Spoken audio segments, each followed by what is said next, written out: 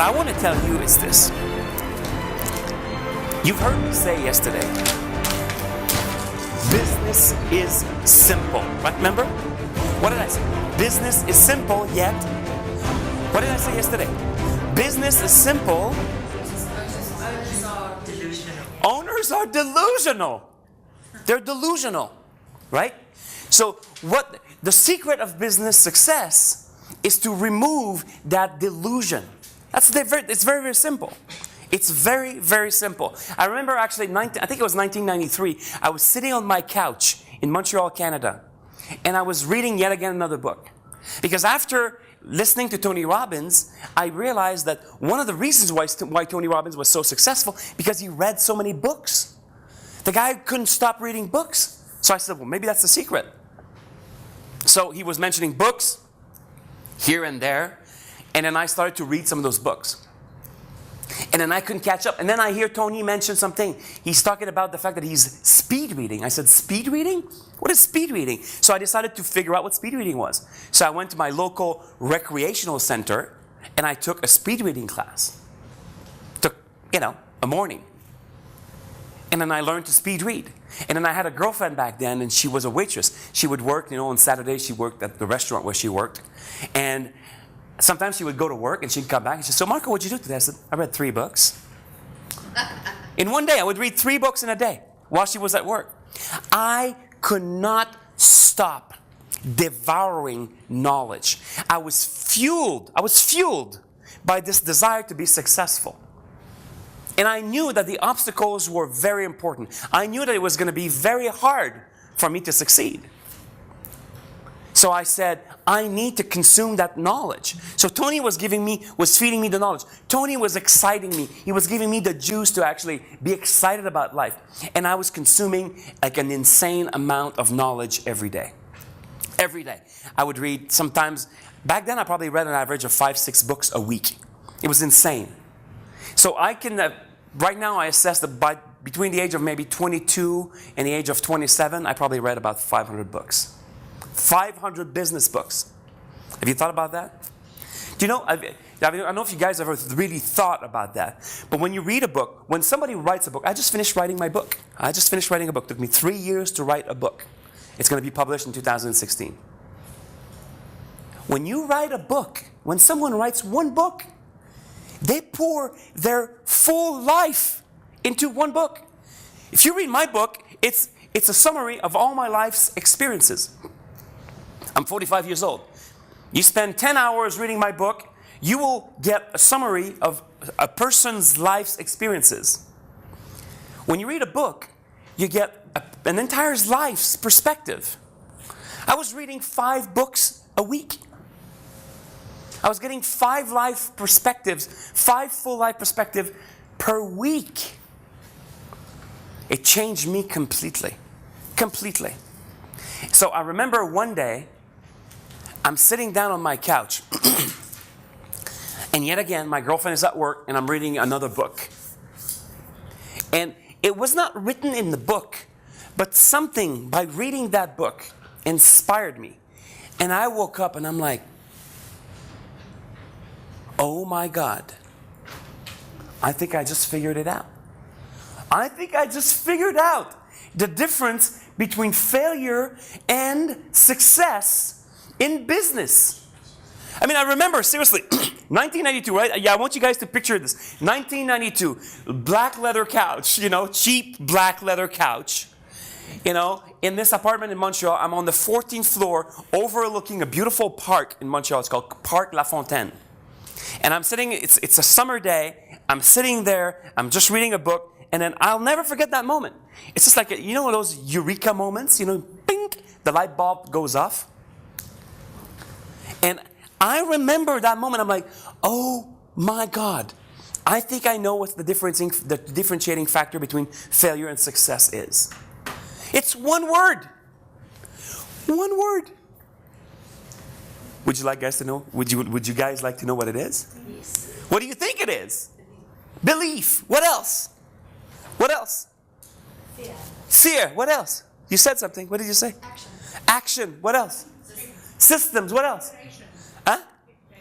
Preparation. Absolutely. What else? At the back, yes. Optimism. What else? Passion. You guys are right? Do you need all those things to be successful? Do you need to overcome fear? Do you need to have passion, optimism, systems? Do you need to have all those things? Yes, yes, and yes.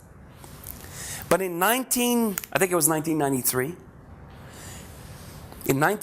and again, I'm not sure exactly if it was 1993 or 1994. Seriously, I don't remember. But on that summer day in Montreal, Canada, in my mind, I came up with one idea. This is the idea. Somebody said it. What's the word? System. Come on, guys, what's the word? System. This is the word that's going to change your businesses. This is the word that's actually going to make or break your business. Now, let me say something. I didn't know that. It was a theory. In the head of a 23-year-old kid. And I said, could it be that simple? Is it possible that the difference between success and failure is simply systems? Here's what my theory was based on. In the independent world of business, the failure rate is this high. In the franchise world, in the corporate world of business, failure is this high. What's the one difference between franchises and independently owned businesses?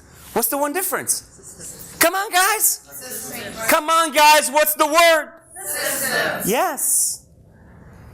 The one difference between franchises that last for years and years and years, decades, and then the average entrepreneur who, on average, fail at an alluring rate. I told you yesterday, in the first year alone, more than 50% of businesses will fail.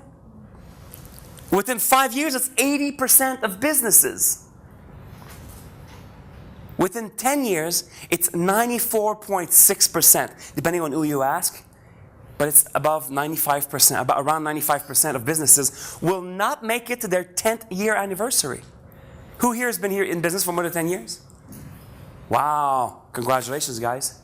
You guys have beaten the odds. Very few businesses will make it there. Now, I'm not going to ask you, but if I ask you how many businesses did you try before, Norman is like, yes, right? Absolutely, right? You had to fail a few times before you made it. And if I sat down with you for an hour and I asked you, what have you done differently this time around? I can tell you that Norman would start telling me things about how he's operating more systematically. Because I've done it.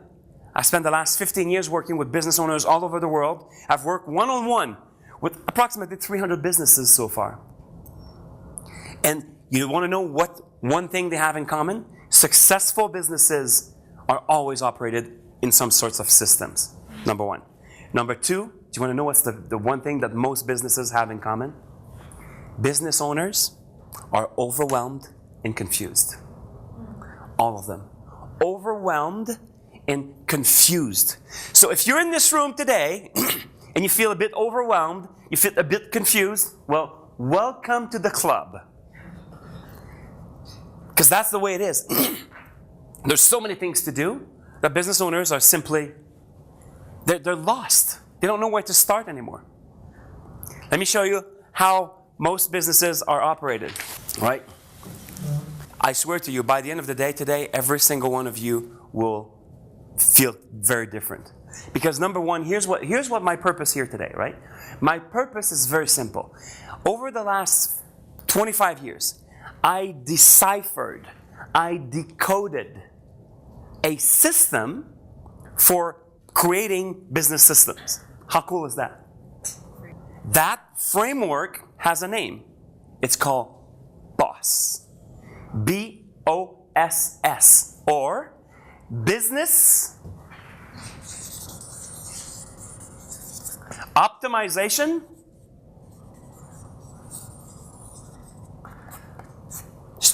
Strategic